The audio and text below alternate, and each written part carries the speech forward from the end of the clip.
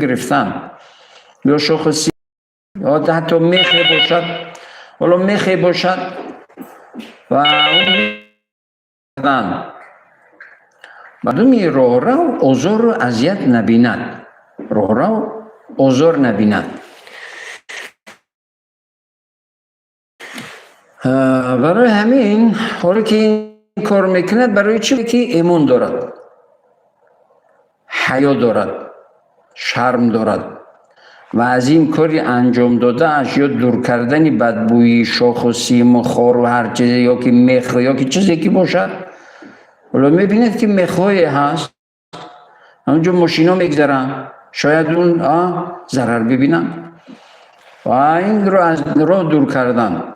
حالا با راه این بدبویی باشد یا هر خلل خطری باشد، از راه دور کردن این برایش اجر دارد، پاداش دارد، اجر عظیم دارد، برکت دارد، ثواب دارد. حالا هر کاری رو که ما میگوییم که ثواب دارد یا اسلام خدا و رسول خدا میگوید اجر دارد، پاداش دارد، انسان همون برکت عزت و سعادت همون انسان در همین زندگی خصوصا در سن سال پیری برایش عزت و برکت و سعادت می شود. یک نفری نزد من آمد گفت که با پسرم هیچ جور نمیاییم در مسئله تجارت و که دیگر در زندگی. از من خواهش کرد که پسرش رو نصیحت کنم. رفتم خونش یا جای کارش، تمامی نمود دشنام رو فرزندش رو میکند، تمامی قبیح رو میگوید. کمی عصبی شدم. من گفتم من رو دعوت کردید که فرزند نصیحت کنم، خودت به نصیحت نیاز داری، اسبابو در دهنت، تو زیاده از 60 ساله، بعد این فرزند رو احترام میکنه یا اهل خانواده و زن و فرزند و اهل خانواده. وقتی که انسان یعنی حقارتچی، دشنامگو، بد اخلاق ترین پدر، بدترین دشنام، مادری همون مادر یعنی همسرش که مادری همون فرزندش رو در پیش فرزندش دشنام میدهد و نام میگیرد دیگه. چیزی که در حیرت میموند انسان. اما گفتم خودت نیاز باید نصیحت داشته ای برادر، اکا او فرزنده طوری که هر کسی که نباشد چی نیک باشد چی بد باشد، چی نیک باشد چی بد باشد. برای همین وقتی که انسان حالا که عصبی هم، حتی که عصبی هم شدی، حتی عصبی هم که شد انسان، نباید با اون بدگویی ها برود. بعد عصبی کشیده خدا هدایتت کند، خداوند توفیقت دهد. پیامبر اسلام میگه که عصبی کشیدی راستا باشی بنشین، حالا نشسته باشی یعنی حالتت رو تغییر بده. هیچ که نشد برو طهارت کن. این طهارت آب جسم رو آرام میکند. وقتی که طهارت کردید غضب میرود، آرام میشوید، خاطر جمع میشوید، با آسانی اون هر مشکلی که باشد اون رو با آسانی میگذرونید. روین یعنی حیا، حذر کردن از هر بدگویی و از هر بدرفتاری و از هر بدکرداری، چی گفتار باشد چی رفتار باشد، این همه حذر کردن می شود انسانی مسلمان با حیا. حالا میگه چیز، حالا دور کردنی یعنی آزار دهنده از راه روی مردم، این اجر دارد، پاداش دارد. حالا میگه یکی از شاخه های مهم ایمان این حیا است. والحیاء شعبة من الایمان، یعنی یکی از مسئله های مهم ایمانداری و مسلمان این حیا هست. ولی حیا از ایمان است و بی حیا به ایمان است میگویند مردم هم. موافق حدیث است، حدیث هم هست در این موضوع. میگه که پیامبر علیه السلام در حدیث دیگر میگه که اذا لم تستحی فاصنع ما شئت، اگر از خدا شرم نمیکنی هر چه میخواهی بکن. هر چه میخواهی بکن چی؟ هر چه دلت میخواهد انجام دادن بگیر. یعنی وقتی که از خدا شرم نمیکنی یا که حیا نداری، شرم نداری یا که چیز حذر نمیکنی، پس در تو هیچ خیر و برکت وجود ندارد. نکمترین انسان هستی و بدبختترین انسان هستی و نکمترین مسلمان هستی. مادام میگه حیا نداری، شرم نداری، ایمان نداری، حالا نه در دنیا نه در آخرت کامیاب نمیشوی. همونایی که در پیری خور میشوند یا در زندگی خور و ذلیل و زیر پا میشوند از حساب بی‌شرمی و بی‌حیاییشون هست. گوه ما همون پیرانسالان و سالخورده های بی صاحب میرویم یک احوال پرسی یا یکون کمک میکنیم، احوال پرسیشون میکنیم. خب میگیم اکا چی شدین؟ چند فرزند؟ 4-5 فرزند.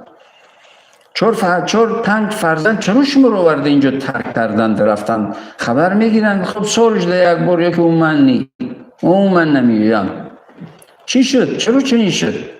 ای دملو خبرست. خب چی شد آخر؟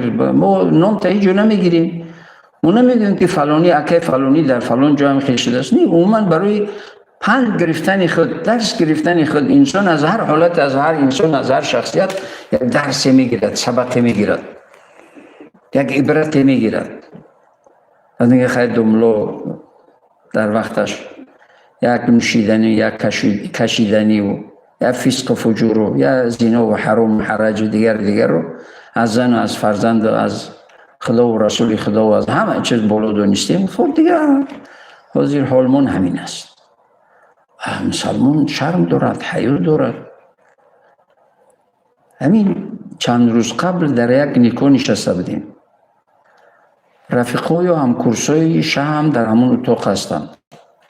از یک پست و بلند یکیش میگه که قاشق لزوزیم شد.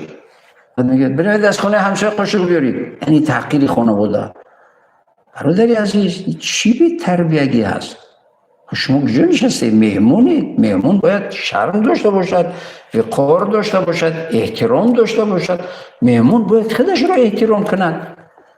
حالا تحقیر کردن صاحب خانه رو بی آبرو میکنه، نه خودت رو بی آبرو میکند. به تربیه بدن خودت، به اخلاق بدن خودت، به حیا بدن خودت رو اثبات کردی که من به تربیه هستم، به حیا هستم، به اندیشه هستم، به عقل هستم، به فراست هستم. فراست انسانی و مسلمانی ندارم. مسلمان باید اندیشه کند، فکر رو ببینید. مهمان آداب دارد. حتی در مسجد نمازگزار مهمان خدا از خود در خانه خدا باید آداب مسجد رو رعایت کند. در هر جایی که مسلمان باشد باید آداب و اخلاق رعایت کند. در همین صورت کامیاب و موفق برکت می‌یابد. حالا به مسئله دیگر می‌گذریم. به اخلاقی برای انسان چی نحسی ها دارد؟ یا به شرمی و به حیایی انسان رو چی میکند؟ اینجا سوال اومدگی هست. به حیایی و به شرمی، بدگویی و بدرفتاری در عمر انسان، در رزق انسان، در فرزندان انسان، در کسب و کار انسان، در حیثیت و شخصیت انسان و در جمعیت و جامعه انسان رو به برکت، به عزت، ناکام، بدبخت میکند. شما دیدید کدام به حیایی که به حیا هست، به شرم هست، تمامی فسق فجور، تمامی خاک میخرد، بعد اون عزت داشته باشد و برکت داشته باشد، احترام داشته باشد و برای چشم دیده باشد. هیچ ممکن نیست. هیچ ممکن نیست. حالا بذار به یک مسئله اشاره کنم. همینه که بعضی جوان دخترایی که خیلی فوق‌العاده زیبا هستند که متاسفانه و بدبختانه و تنفروشی میروند، همینا یکون برکت مییابند. دیدید یکون فاحشه ای رو که اون احترام داشته باشد، عزت داشته باشد، برکت داشته باشد، سعادت داشته باشد، در زندگی کامیاب باشد. من در یک برنامه BBC به زبان انگلیسی یک چند سال قبل تماشا کرده بودم. زیاده از 100,000 تنفروش فاحشه ها رو نظرپرسی کردن، نظرپرسی کردن. زیاده از 100,000. این 100,000 فاحشه تنفروش فکر اندیشه اونا رو وقتی که میگیرن، هیچ یک کدومش نمیگوید که من احساسی خوشبختی یا که احساسی سعادت کردم. دائم در خطرم. با کی روبرو میشن؟ در آغوش کی میباشن و چیکار میکنن؟ چگونه؟ و خصوصا در غرب بسیاری از اونا کمی سین سالشون که میرد پسترین، خورترین، ذلیلترین، بیمارترین انسان میشون، به خودکشی دست میزنن. تمام. بشرمی و بی‌حیایی و بی‌تربیگی و حرام و حرج و فسق و فجور انسان بدبخت میکند، بی‌برکت میکند، نحسی دارد، کثرتی دارد، کثافتی دارد، ناکام میکند. بگذار به یک قبیح‌تری دیگر اشاره کنم تا اینکه جوانان خوب آگاه شوند که عاقبت بد این کارها چی هست، چی بدبختی بالای سرشون میارد این رفتارهای بد. حالا هم جنسگرایی، پسر با پسر، دختر با دختر. حالا پیر معرفت حضرت شیخ سعدی رحمت الله علیه میگوید که مبر طاعت نفس شهوت پرست که هر لحظه قبله اش دیگر است. این شهوت پرستایی که شهوت پرستی میکنن، مرد با مرد، زن با زن، نمیدونم چیکار میکنن، خیال میکنن که تمام ما اگر راحت کردیم، بدترین، عذابترین، سختترین حالت زندگی میکنن. بدبختترین انسان ها هستن. حتی نحسی و کثرتی و کثافتی اونها به جامعه و جمعیت و ملت و دولت و حکومت و مردم، نحسی و کثرتی و کثافتی اونها به مردم، به اهل زمین، به حیوان ها کثرتی اونها تأثیر میکند. نحسی اونها، ببرکتی اونها، کثافتی اونها به تمام موجودات ضررش میرسد. ولی از طرف دیگر مثلا مردم ما اگر کسی رو بگن که خب دیگر خوب تحقیرش کردنی شوند، میگن قد خر عقل ندارد. این گپ در بین مردم هست، قد خر عقل ندارد. همین خر همون کاریه که هم جنسگرا میکنن نمیکند. خر نمیکند، سگ نمیکند، موش نمیکند، نرش با نرش، مادهش با مادهش. خوک کثیفترین، پلیدترین و حرامترین حیوان است. هر جای یک لای چل و بدبویی را که پیدا کرد، خودش رو در همون بدبویی میزند. همین کار همون خوک نمیکند. یک بار اندیشه کنید که چی کار است این، چی قباحت و چی قبیحی هست. اونایی که کردن اونو ایمان ندارن، مسلمان نیستند، خدا باور ندارن، حساب کتاب باور ندارن. خب پیری خور ذلیلن همش.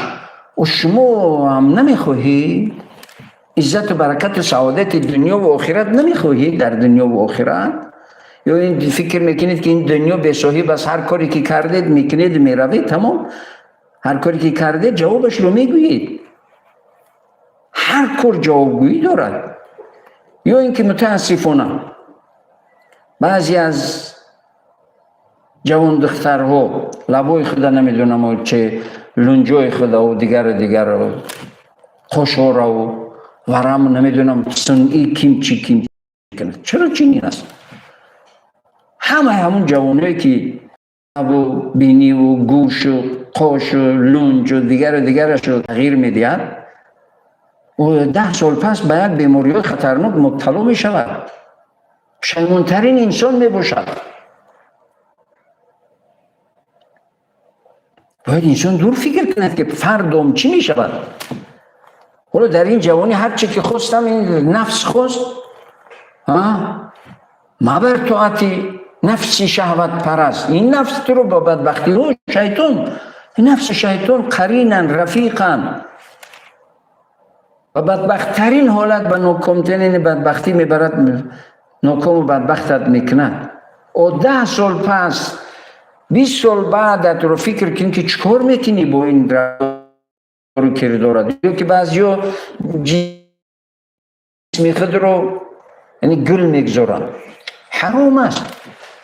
این بدن این جسم برای ما امانت از پروردگار فردا میپرسد. خلقوبی و خل زدن یا که نقش گذاشتن در بدن حرام است موافق شریعت.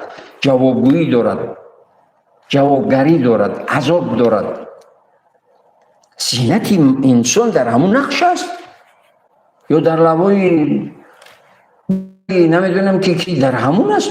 بعضی چهره رو میبینید میترسید از برای خدا، فکر میکند که حالا خودش رو زیبا کرده است. دهشتناک است، میترسد انسان با همون شکلی که پروردگار خلقش کرده است با همون زیبا هست، نه با اون چیزی که خودش میخواهد این کند اون کند دیگر کند. بدبختی میاد برای انسان. برای همین چرا این همه حاج خواه جوان هم جنسگر رو باشن یا بی چیز اون جوان دخترهایی که چهره های خود رو یا که لبها و نمیدونم قاشها و بینی و گوش و دیگر تغییر میدین، همه اینو برای چی؟ بخاطر که در زندگی هدف ندارن، مقصد ندارن، حیا ندارن، شرم ندارن. اگر حالا که دیگر واقعیت اصلی مسئله رو بگیر، ایمان ندارن. ایمان داشته باشن فکر میکنن که پگه من نزد پروردگارم چی جواب میگویم. و هر کجای میروید هر کاری میکنید پروردگار به شما نظر دارد، پروردگار میبیند. حالا مردم هم میگن که از خدا نترسیدی، از مردم شر میکن. اونایی که قبیح میگوین و بد میگوین باید که از خدا بترسن. سلام علیکم. و علیکم السلام و رحمت الله. حضرت جان یک سوالی داشتیم جزئیات مرحبا. همین حیا چگونه ایمان رو قوی میکنه؟ چگونه ایمان قوی میکنه؟ بله. خدا خیر برکت. دیگر سوال نیست؟ نیست. سلام باشید. حیا چگونه ایمان رو قوی میکند؟ حیا اصلا قسمتی از اون فطری هست، ارثی هست از مادر. حالا اون بد اخلاقی حذر نکرده بود و علاقه در ذهنی در مغزی اون کودکک 9 ماه و 9 روز نمیدونم چقدر در اون جا شد. تمام. حالا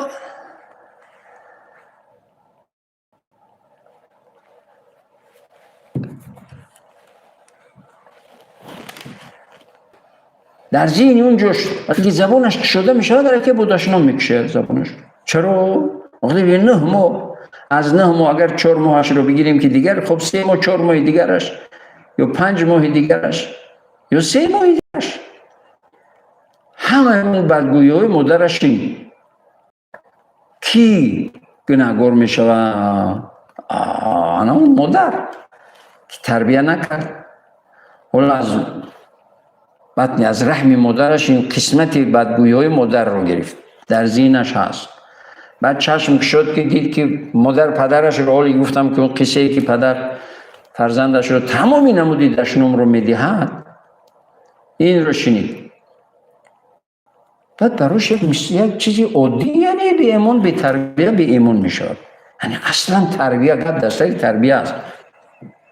یک بار اگر تفلکی که بعد گفت مادرش بگه بچم عیب او بولشید دشنام ندید. تمام. حیاتی که داره دیگر نه دشنام میدید نه بد میگوید.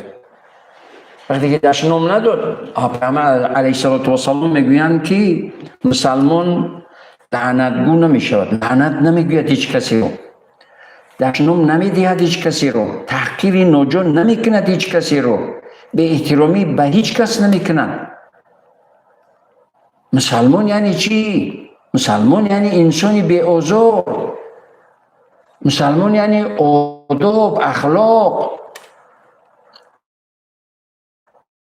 پیامبر علیه السلام میگه اخلاق اسلام حیا هست.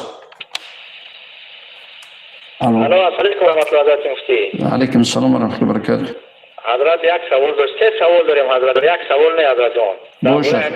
حیا حضرت جان خب سه تا سوال داریم حضرت جان. خب خب حضرت همین درباره حیا همین موضوعتون به حد رو برکت هم بوده بسیار موضوع خوب. همین در قرآن حیا آیت درباره کلمه حیا یاد شده است حضرت جان. این یکم سوال مون. خب این سوال مون حضرت انا به حیایی چی نتیجه داره؟ خب سوم سوال مون حضرت حیا چیست؟ سلامت باشید. حیا در قرآن به حیاگی چی نتیجه هم خیلی؟ بله یکم سوال حضرت انا در قرآن کلمه حیا حیا بوده. خب انا دیم سوال مون یعنی حیا این است. و به حیاگی چی؟ به حیاگی گفتیم که بیبرکتی هست، نحسی هست، کسرتی هست، کسافتی هست، قومی هست. حالا آخرت و قیامت و گور و قیامت آخرت نه. در همین دنیا به حیاگی برای انسان بیبرکتی میارد، خوری میارد، زوری میارد، ذلیلی میارد، پا میکند، او میبرند در بشخونه میپرتویند. به حیاگی رفتن یعنی در کنار خور و زور ماندن. همه پیر میشود، همه بیمار میشود، همه میمیرد با وقتش. لیکن به حیایی خوری و زوری و ذلیلی و زیر پا بودن است.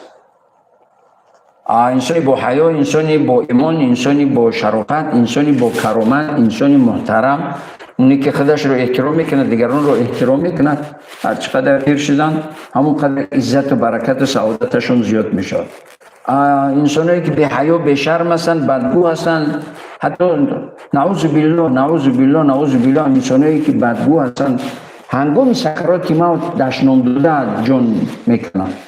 انسانی که با حیا هستند با کلمه لا اله الا الله محمد رسول الله، خدا یک محمد رسول برحق است، اشهد ان لا اله الا الله و اشهد ان محمدا عبده و رسوله. حتی هنگام مرگ میبینید که چهرک شده لبخند میزند. انسانی با حیا، با شرم، با ایمان هنگام مرگ. برای همین چه میگوید نشانی مرد حق دیگر چی گویم؟ چه مرگ آمد تبسم در لب او، مقام جنتش رو می‌بیند، از این دنیا با کلمه میرود، در حالتهای بهترین حالت میرود. انسانای بی شرم و بی حیا همون دشنامه‌ای که دوی میداد در همون حالت به جای کلمه بود. هفته‌اش قطعی عذاب میکشد دیگر. حتی کارهایی که انسان انجام میدهد در همین پیری، در هنگام سکرات موت معلوم میشود که چی بود. او شاعرم بیهوده نگفته است که نشان مرد حق دیگر چی گویم؟ چه مرگ آمد تبسم در لب اوست. انسانی با شرم و با حیا و با ایمان و یعنی با تقوا و خداترس و پرهیزگار و با رحم و شفقت و مهربان و مشفیق. پیامبر اساسا میگن که چیز؟ الرحمون یرحمهم الرحمن. اونهایی که آداب و اخلاق رحم دارند، حلیم هستند، بی آزار هستند، پروردگار رحمان با اونا رحم میکند، با اونا رحم دارد و اونا رو با رحمتش میگیرد.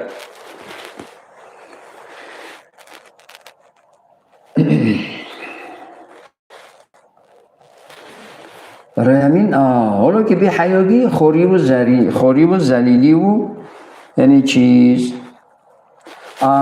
سوال دیگری برادر گفت که حیا، آیا کلمه حیا در اسلام هست؟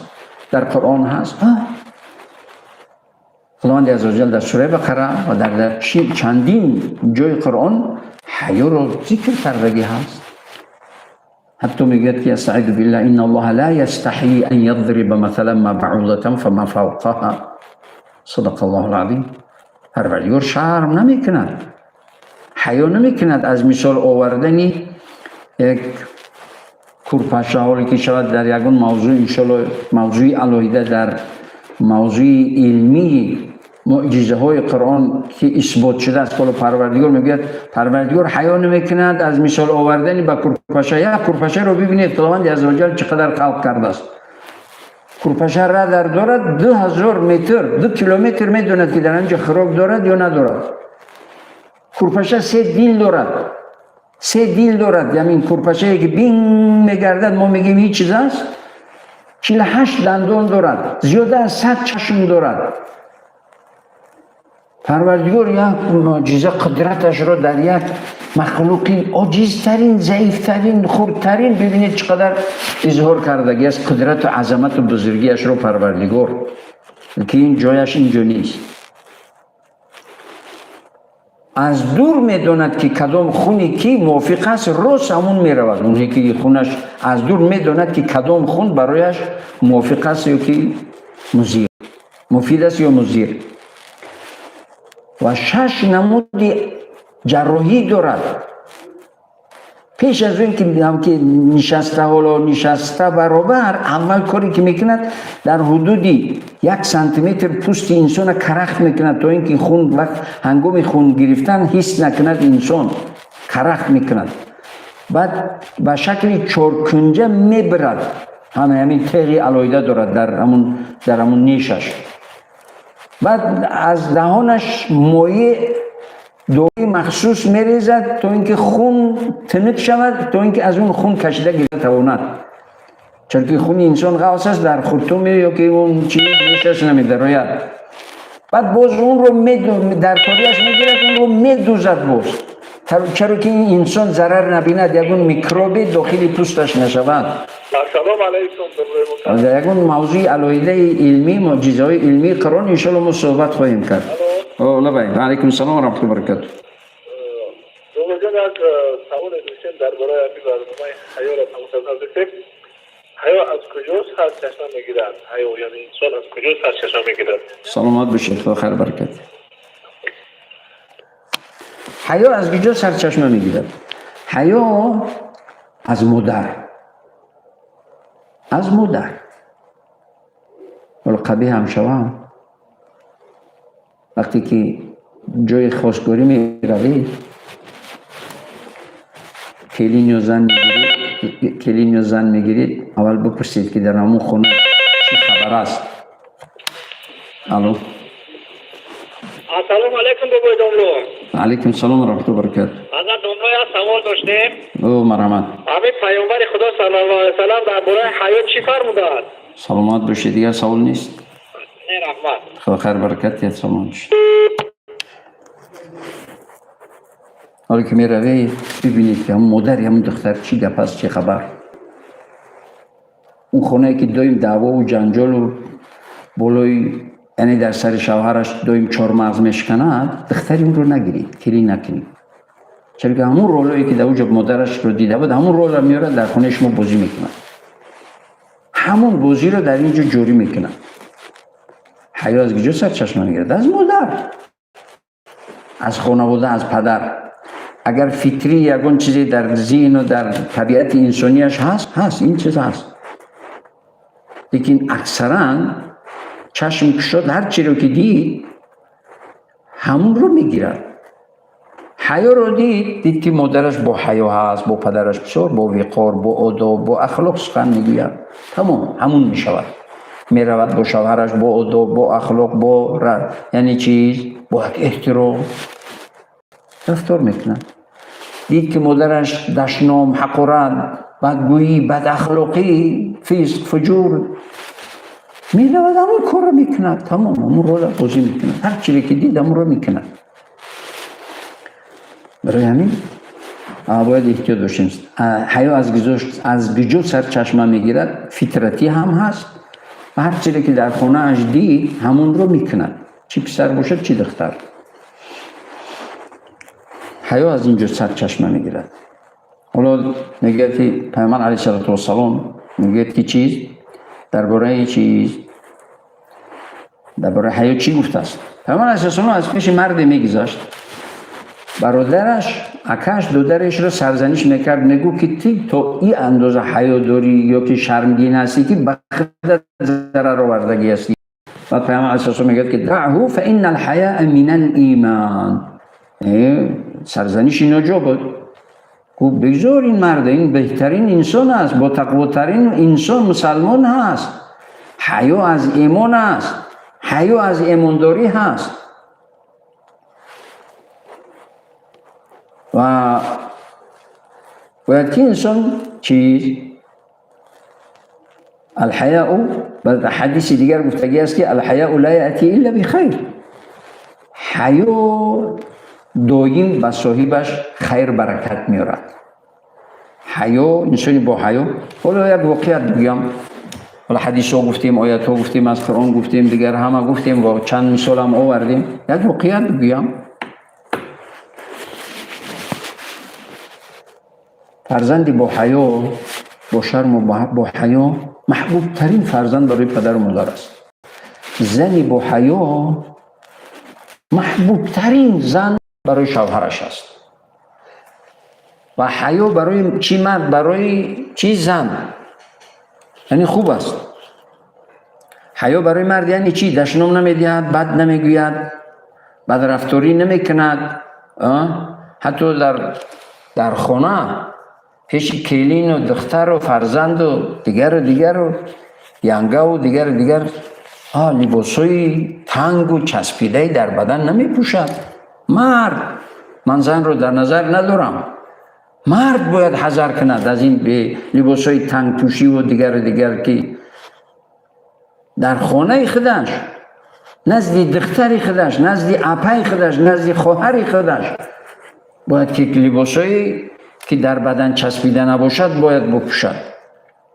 حیا رعایت کند، لباسی چسبیده نپوشد. این لباسی چسبیده، این نیم اوریانی که مردان شورتی که دیگر میپوشند بسیار به فسق و فجور، اون فرزند و دختر و خواهر و اپا و خواهر همه رو به حیا میکنند. سبب وسواس شیطان، سبب به حیایی و به شرمی فرزند میشوند. باید که حذر کنم. حالا گفتم یک واقعیت بگویم، محبوب ترین زن زیباترین زن نیست. اکثریت کلی زیباترین زن ها در زندگی ناکامند. من نگفتم همه هاشون، اکثریتش. اکثریت زنهای فوق العاده زیبا در زندگی ناکامند. مثلا چندین تایی است که وقت فرصت نمیدهد، وقت امکانیت نمیدهد، لیکن خوشبختترین، کامیابترین زن چی زیبا باشد، چی بیزیب باشد، با حیاترین زن است. حتی زن با شوهرش هر چقدر حیا رعایت کند همون قدر محبوب می شود. هر چقدر بیرو به حیا شد همون قدر منفور می شود. نفرت شوهر، حتی شوهر خودش. من واقعیت میگویم و شما بسنجید و شما ببینید، هر مسلمان ترازو دارد، تحلیل دارد، تشخیص دارد، بررسی دارد، سنجش دارد. بسنجید.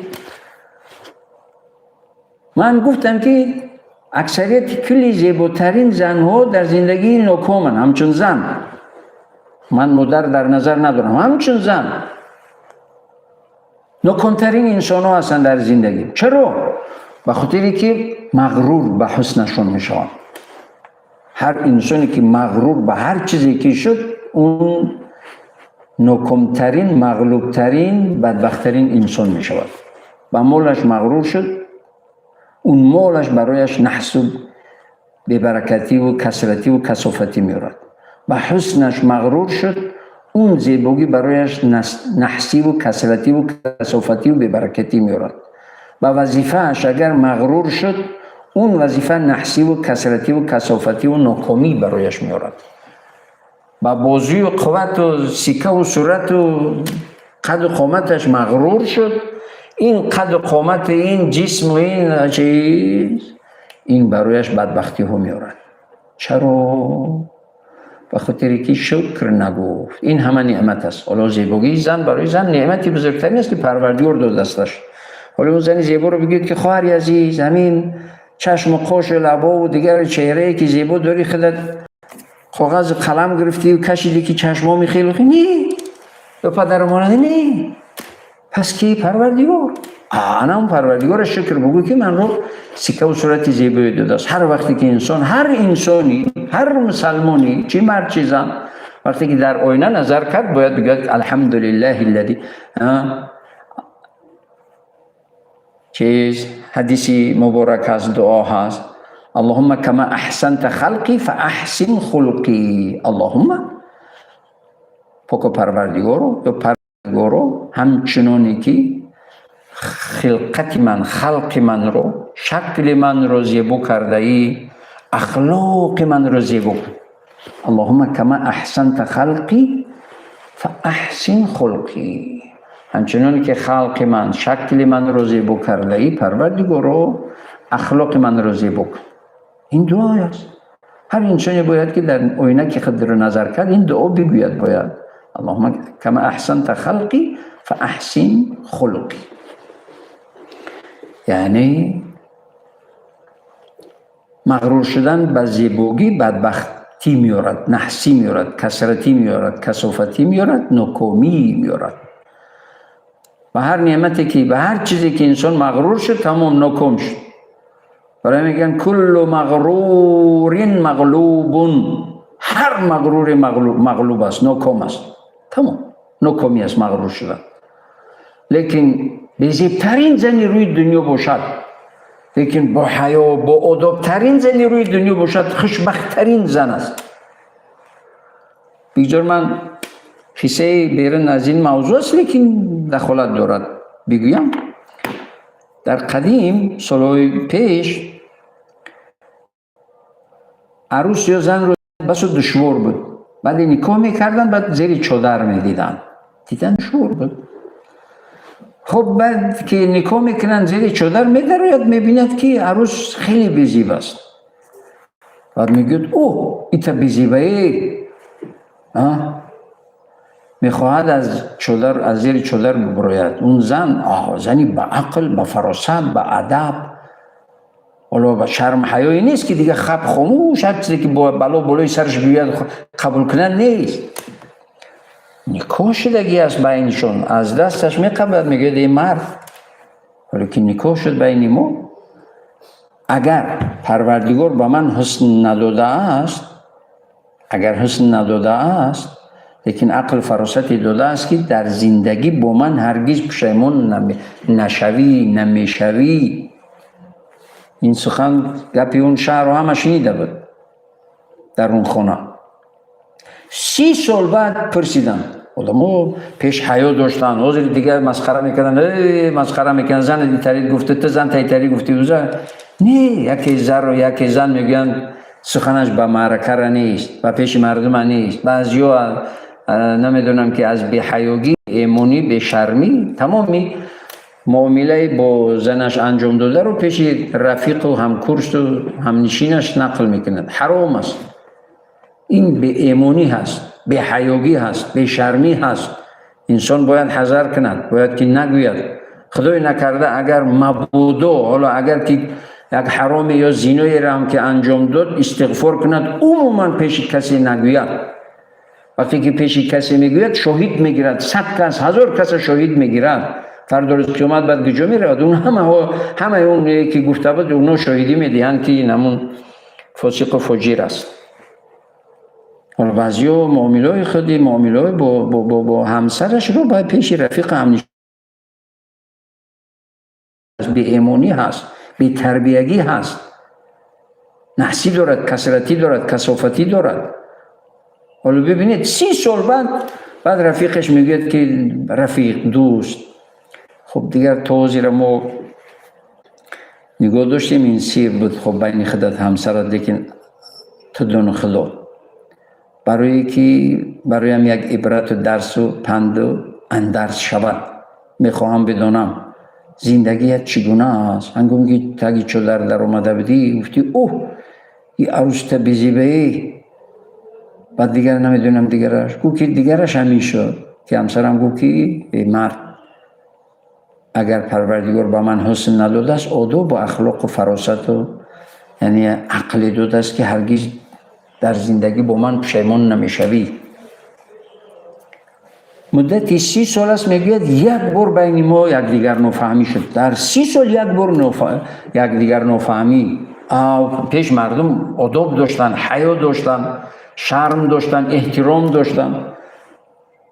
من به یادم هست خادمان دینی که پیش یک چند سال قبل حضور قریب که بین رفته حضور حالا هم هست، کودک بدیم با قبلگاه مرحوم رحمت الله علیه هر جایی که می رفتیم سالخورده ها اول اداب رعایت میکردن، دستو پیش میگرفتن میستادن که اول اون سلامتی بپرسد. مبادا اگر من سلامتی بپرسم بی ادبی نشود. تو این درجه احترام بین مسلمان و بین مردم تاجیکی مسلمان چقدر وجود داشت.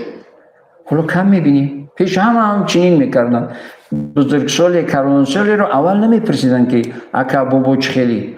اول اون میپرسیدن که دو در چهل دارید، خوب هستید، سلامتیتون چگونه است. بعد میپرسیدن که شما هم خوب هستید، دیگر. این بهترین آداب و اخلاق. همین رو بچش میسر من صدها بار دیدگی هستم که با قبلگاه هر جای می رفتیم خدا رحمتشون کنه رحمت الله علیه آدم‌ها آداب رعایت میکردن. اول سلامتی نمیپرسیدن، انتظار میشدن که اول یعنی بزرگتر سلام بدهد یا که سلامتی بپرسد بعد بپرسن. بعد 30 سال بعد میپرسن که برادر حالا همین گپ بود زندگی گفت سوگند به پروردگار 30 سال است که زندگیمو من فکر میکنم که هر روز در خونه هم یک عروسی نو است. در گوسل تو پیشی در گوسل هم میکند هنگامی کار رفتن با جمله ها یعنی خیرخواهی ها و دعای خیر برکتش و دیگر در آمدن از پیش در باز استقبال هم میگیرند با شعر. فکر میکنم که روزی در روز ورق میزند که یک شعر، جمله، یک سخن نیک، یک مهربانی، یک جمله مهر و محبت و احترام و رحم و شفقت و دیگری در زندگی با شوهر و با همسر جمله میکوبد روزی در روز. استقبالم میگیرد، چای گرم هم پیشنهاد میکند، من هم احترام دوستش میدم. عزیزترین انسان در قلب، در عمق قلبم هست همسرم. این است زن کامیاب، زن با حیاتترین زن دنیا، کامیابترین زن دنیا با حیاتترین زن دنیا هست. حتی با شوهر خود، حتی با برادر خود. یک چند سال قبل من مقایسه میکنم با حاضر. پیش زنها وقتی که سخن میگفتن چشم پیش میگرفتن. یکم باری اگر نظر میکردن پیش نه چشم رو پیش میگرفتن. حالا همین جو میان اویلای دعوایی یا که طرفای دعوا میاین همینجا، مثلا طلاق و 3 طلاق و 100 طلاق و میلیون طلاق دیگر. زنی جوان با شوهرش میگوید که مامم هست، چشمش از چشمت نمیگیرد. میگه این مامای جدی خودم هست، یا همین خواهرم هست یا دخترم هست که همین چشمش نمیگیرد از چشمت. بجاز حیا. پیش زنها حیا میگرفتن، چشمشون پیش میگرفتن، یک آداب داشتن، اخلاق داشتن، برکت داشتن. چرا پاش میخرند اویله ها و دیگر. این همه به حیاگی، به شرمی و همهش همین شبکه‌های اجتماعی و فسق و فجور و تلی سریال ها. بعضی تلی سریال های هست که قهرمان اون تلی سریال یک زنی هست که 5 شوهر دارد، باز قهرمان اون کینو هست. بعد اون دختر و خواهر و دیگری ما و شما رو بدبخت و گمراه و بی‌حیا و بی‌شرم میکنه. انسان هر چی رو ببیند همون رو میکند. لبه. سلام علیکم. و علیکم السلام. یک سوال داشتم استاد. مرحبا. همین با حیا بودن یک جامعه، همین اصلا همین حیا چه فایده دارد برای جامعه؟ سلامت باشید، بخیر برکت. دیگر سوال نیست؟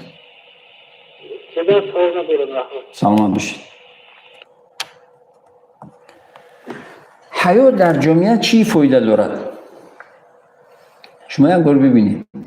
جامعه ایده که حیا نباشد، خیانت هست، فسق و فجور هست، بداخلاقی هست، بدگویی هست، بدرفتاری هست.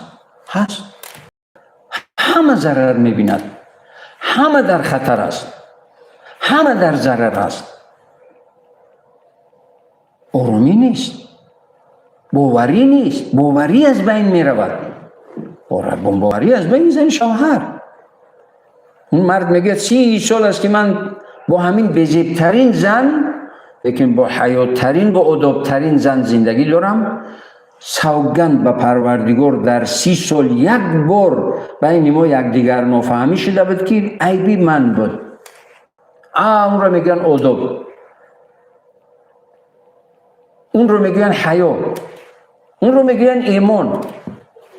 به ایمانی به حیا یعنی شرم نمیکنی یعنی چی؟ هرچی میخوای انجام بده یعنی چی؟ یعنی در تو هیچ خیر و برکت وجود ندارد. مادامی که حیا نداری در تو هیچ خیر و برکت وجود ندارد.